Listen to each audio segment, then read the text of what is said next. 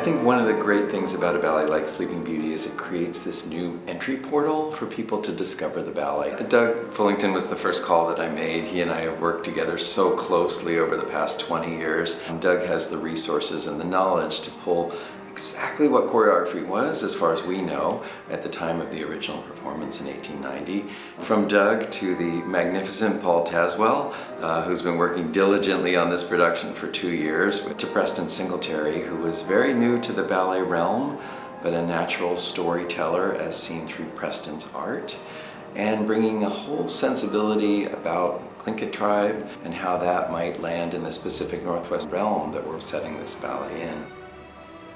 I'm Preston Singletary, and I've been asked to be the set designer for Sleeping Beauty.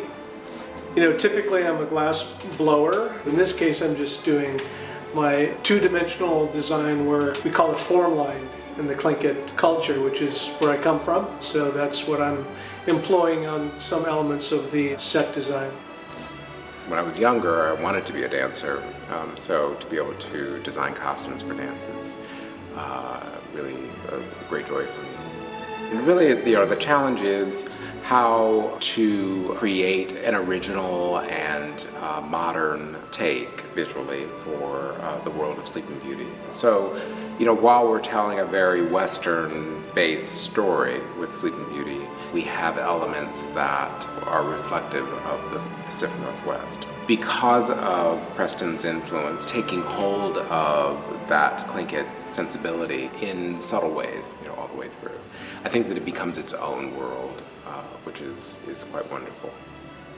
Mainly for me, it's about black contrast on fields of strong color, and then also that sculptural silhouette, and that allows for style line to show up. You'll see it all the way through with all the black swirls that are on the clothing. These chandeliers become these mobiles that I've created. Then the eagle is symbolic of, the Tlingit tribes actually split into two halves. You got the eagle and the raven. I actually come from the eagle side of the tribe. And then Karabas, who's the aunt who's kind of scorned by the family. She shows up and she's like all dressed in black, so she's like the raven, which is the trickster. So I'm kind of inserting those little subtle symbolisms within the whole production. The rest of the collaborators, Wendell Harrington, she is a master projectionist, members of our costume shop that came out of retirement specifically to work with Paul Tazewell. Basil Twist, the magnificent puppeteer. Reed Nakayama, who's been doing tremendous work for PMB over the past decade as a lighting designer. I would say that when the curtain goes up, I hope the audience gasps and that everyone is excited for what's to come.